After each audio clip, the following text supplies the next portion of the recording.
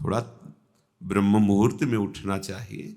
देखो, यदि जीवन को सार्थक करना है तो जिसके शैया में लेटे हुए सूर्य भगवान का उदय हो जाता है, उसकी आयु, बुद्धि, श्री, तेज, बहुत सी बातें नष्ट हो जाती हैं। अगर आपको जीवन में चाहे लौकिक उन्नति प्राप्त करनी हो या पारलौकिक, प्रातःकालीन कम से कम सूर्य उदय होने के 2 घड़ी पहले, 24 दूनी 48 मिनट, अभी सूर्य उदय होने में 48 मिनट हैं, आपने सैया छोड़ दिया, बस इसके आगे नहीं। सूर्य उदय होने के 48 मिनट पहले आप सैया से हट जाएं। अगर आप रात्रि में जगे हैं तो सूर्य उदय होने के 48 मिनट बाद फिर आप सो जाएं।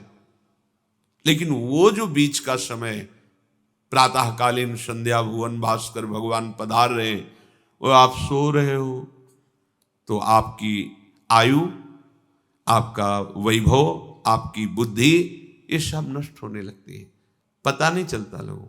देखो कहाँ तेजवान चेहरे दिखाई दे रहे हैं, खूब तो सब खा पी रहे हो, खाने पीने क्या तेज एक अलग होता है, भागवतिक तेज अलग होता है। ब्रह्म मुहूर्त में उठे, प्रभु का स्मरण किया, जो 2-4 नाम ही सही, अपने बड़े बुजुर्गों को, गुरुजनों को भावना से प्रणाम किया, और पहली बात शरीर स्वस्थ रखने के लिए गर्म जल किया, हल्का, आधा लीटर से 1 लीटर तक जल पिया, भगवत भाव अर्पित करके, वज्रासन में बैठकर।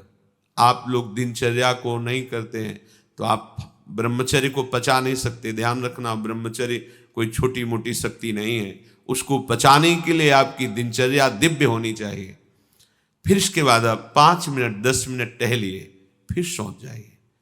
फिर जो शौचाचार की पवित्रता बताई गई उसके अनुसार आप स्नान आदि करके, पवित्र वस्त्र धारण करके, जैसे कोई महान व्यक्ति आ रहा है तो हम उसके आदर के लिए खड़े हो जाते हैं, ऐसे भुवन भास्कर पधार है, हाथ जोड़कर प्रणाम किया, अर्घदान किया, गुरु मंत्र जपा आदि आदि। अब पड़े हो आप कि हम तो 2-3 बजे तक जगे हैं, ऐसा अगर आप भजन में जगे हैं तो भी सूर्य उदय के समय आप उठ जाइए। आपके गुरु आवे तो क्या आप सोते रहेंगे क्या? तो ये जगत गुरु हैं भुवन भास्कर, परम ज्ञान स्वरूप हैं, गायत्री छंद रूपी घोड़े हैं इनके रथ के, स्वयं भगवान अरुण देव सारथी हैं, और भगवान पीछे वर्णन किए, मैं ही सूर्य रूप से जगत को प्रकाशित करता हूं और ताप के द्वारा जल को सोख कर मैं ही वर्षा कराता हूं। भगवान का आदर करना। जो सूर्योदय तक सोते हैं उनकी बुद्धि में भागवतिक बातें, अध्यात्म बातें आ जाए, मेरी समझ में नहीं आता।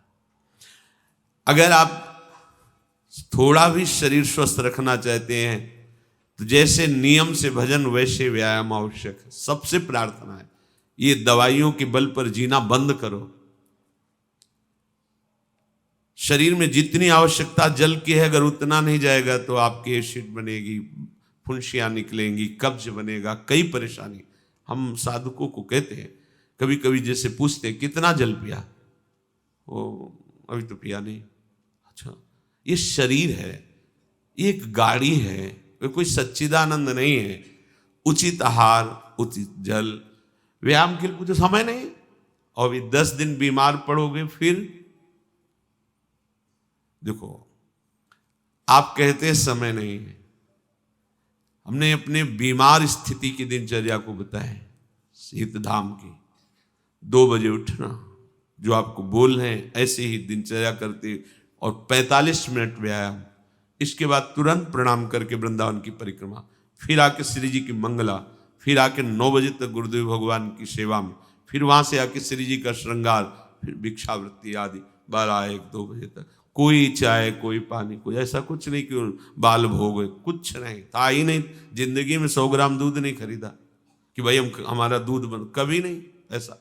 पर कभी ऐसा महसूस नहीं हुआ कि मैं बहुत कमजोर हूं। ब्रह्मचर्य को पचाने के लिए बहुत शरीर को क्रियाशील होने की आवश्यकता है।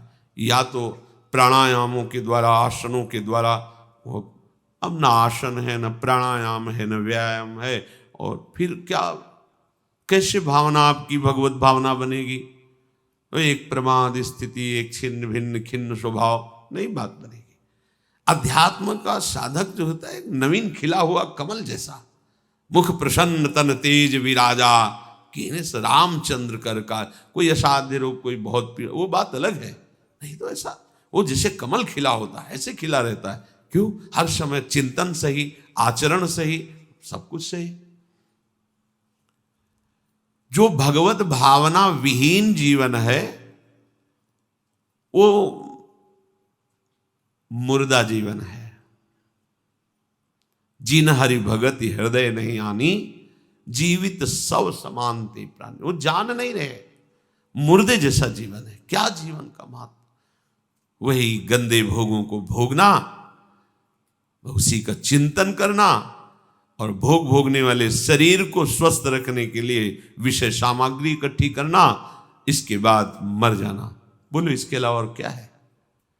ये बनाया, वो बनाया, वो बनाया, जरा सा हिला, पूरा का प्रांत नष्ट हो गया। क्या है इसमें? शाश्वत क्या है? हमें तसल्ली होती है कि हमने एक मकान बना लिया, तसल्ली होती, 4 लड़के हो गए और काल का तमाचा लगा, पूरा का पूरा सब। क्या तसल्ली? हृदय को तसल्ली तब दो जब नाम चल रहा है, राधा राधा राधा राधा। दिनचर्या ही नहीं बन पा रही है आज के नए समाज की, दिनचर्या ही नहीं बन पा रही, भगवत भावना ही नहीं है। देखो, अगर परिवार में रह करके आप भगवत भावना नहीं करते तो सब परिवार में रहकर आसक्त हैं और सब दुर्गति को प्राप्त होते हैं। जब तक भगवत भावना नहीं है तब तक सब अविधि पूर्वक है। मान लीजिए सब अविधि, विधि भगवत भावना है। कुछ भी, किसी से भी, कोई भी, बस भगवत भाव, वही आनंद का अनुभव हो जाएगा। अतः उनके द्वारा किया गया देवताओं का पूजन मूल में मैं ही हूं, मेरा ही है, पर वो अविधि पूर्वक है। अविधि पूर्वक का तात्पर्य है कि वो ये नहीं जानते कि इस रूप में सर्व सामर्थ्यशाली भगवान ही विराजमान है। कभी कभी मंत्रों का ज्ञान नहीं होता, पूजन की सामग्री शुद्ध नहीं होती, भाव शुद्ध नहीं होता, इसलिए उनका पूजा सेवा आगे चल करके फल प्रदान नहीं कर पाता। प्रभु कह रहे हैं, मेरे में रिझाने के लिए किसी पूजा सामग्री की या किसी धन संपत्ति की आवश्यकता नहीं। पिता को बस इतना ही चाहिए कि वो अपनापन करके दौड़ के उनकी गोद में बैठ जाए, बस अपनापन प्रभु को चाहिए। माया के भूल भुलैया से वापस लौटिए और एक बात केवल बैठ जाए अगर हृदय में कि मेरे प्रभु, अब मैं थक गया हूं, यहां कोई मुझे सहारा देने वाला नहीं, अपना नहीं, नाथ मुझे अपना बना लो। ये बहुत बड़ी बात है हृदय की। किसी के बहुत भाग्यशाली होगा, उसके हृदय में बात आएगी। प्रभु उसकी रुचि का विषय बन जाते हैं। प्रभु जहां वो ऐसा भावना करता है और उसकी रुचि हो जाती है प्रभु में। जैसे हमारी विषयों में रुचि, ऐसे प्रभु में रुचि हो जाती है। अब वो जो भी करता सब पूजा हो जाती है। ये राह से जल्दी सबको समझ में नहीं आता। ध्यान दीजिए, भगवत भावना विहीन आप जो भी कर रहे हैं वो सब अविधि पूर्वक है, भगवान कह रहे हैं। अगर भगवत भावना युक्त है तो जो भी कर रहे हैं सब विधि पूर्वक। कर्माबाई जी ने, एक विधि विधान जानने वाले संत ने जब कहा कि आप तो बिना स्नान में बड़ा अपराध, ऐसे तुम कैसे बना पाओ, और वो प्रातः अपनी स्नान आदि दिनचर्या करने लगी तो विलंब हुआ। फिर खिचड़ी अमनिया की ठाकुर जी को, ठाकुर जी आए गोद में बैठ के, एक कवल ही पाए कि उधर पर्दा, भाग के ठाकुर जी गए। खिचड़ी लगी थी, पार्षदों ने कहा जय जय, तो अभी भोग ही नहीं पधराया। फिर और बोले कर्मा भाई है ना, वो मुझे भोग लगाती, और पता नहीं उस महात्मा ने क्या समझा दिया विधि विधान, वो भोरी भारी हमारी भक्ता, वो अब नहाने धोने में समय लगाने लगी, इसलिए आज विलंब। देखो तुम जाओ और उनसे कह दो हम विधि विधानों से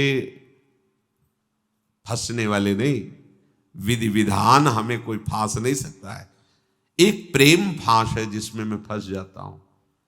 बिना किसी बंधन के अगर ये बंधते हैं उसका नाम है प्रेम डोरी। जय श्री भट्ट प्रेम रस बंधन, क्यों छूटे दृढ़ फंद, बसो मेरे नैनन में दो चंद। ये बात सबकी समझ में नहीं आती। जाओ उनको कह दो जैसे वो बनाती थी वैसे ही बनावे। पूरा अविधि है। अगर शास्त्रीय सिद्धांत से दे देखो अविधि है, पर वो महान विधि है जो भगवान को आसक्त कर लिया। कौन सी विधि? मेरे अपने प्रभु, मेरे प्यारे रात में भूखे रहते होंगे, ये भाव। भगवत भाव विहीन जितना जो कुछ आप कहोगे कि कैसे अविधि पूर्वक भगवान कह रहे हैं। देखो, जब मथुरा के ब्राह्मणों को भगवत पार्षद सखाओं ने निवेदन किया कि भगवान श्री कृष्ण और बलराम आज इधर ही गाय चराने आए हैं और वो भूखे हैं, आप थोड़ा सा कुछ भोजन सामग्री दे दीजिए। ऐसे देखा कि ग्वारिया है, बात ही नहीं की, अधिकारी ही नहीं समझा, बात का अधिकारी नहीं समझा। ऐसा नहीं कि इनको पता न चला हो कि भगवान का अवतार है, क्योंकि जब भगवान अवतरित हुए सबको पता था कि भगवान अवतरित हुए हैं। प्रायः सबको पता था, सबको। जैसे वायु शीतल चलती तो सबके अंगों में लगती है, इसलिए महान प्रकृति उल्लसित होकर नृत्य कर रही थी आनंद में जब भगवान का प्रादुर्भाव हुआ। और उन्होंने बाद में स्वीकार किया कि मैंने महापुरुषों से सुना था कि भगवान पधारे हैं, पर मेरा कितना दुर्भाग्य कि वो स्वयं यज्ञ भोक्ता भगवान आगे जैसे कह रहे, आम ही सर्वयज्ञानाम भोक्ता च प्रभुरेव च, समस्त यज्ञों का भोक्ता मैं हूं। स्वयं समस्त यज्ञों की भोक्ता मांग रहे हैं और वो यज्ञ करने वाले ब्राह्मण अनादर कर रहे हैं। हुई ना विधि। और उन्होंने स्वीकार किया है कि मुझे चारों वेदों का ज्ञान है, गायत्री का अनुष्ठान, त्रिकाल संध्या, जितना भी शास्त्रीय सिद्धांत सब पालन करता हूं, पर सबके लिए उन्होंने एक शब्द प्रयोग किया, धिक्कार है मेरे ज्ञान को, धिक्कार है मेरी पवित्रता को, धिक्कार है। स्वयं यज्ञ भोक्ता भगवान मांगे और हमने बात भी नहीं की। पर अहो भाग्य हमारे कि हमारी पत्नियां ऐसी निकली जो हमारी बात बन गई, भगवत साक्षात्कार करने वाली। वहां कौन सी विधान का पालन कर रही? एक ही विधान, केवल अपने श्याम सुंदर मेरे प्रभु की चर्चा सुनकर प्रभु में आसक्ति हुई, आसक्ति ने प्रभु का साक्षात्कार करा दिया। भगवत भावना विहीन बड़े से बड़ा कार्य प्रभु को बिल्कुल पसंद नहीं। दुर्योधन ने दुशासन के महल में ऐसी भोग सामग्रियों का रचना करवाया था कि देवराजेंद्र भी ललचा जाए, और मूल उद्देश्य था कि श्री कृष्ण को रिझा लेंगे, अपने पक्ष में कर लेंगे। प्रभु ने उनसे वार्ता जब संधि की तो उन्होंने कहा कि बिना युद्ध के 5 गांव की बात क्या, सुई के अग्रभाग भी नहीं दे सकता, सुई के अग्रभाग भर भी जमीन नहीं दे सकता।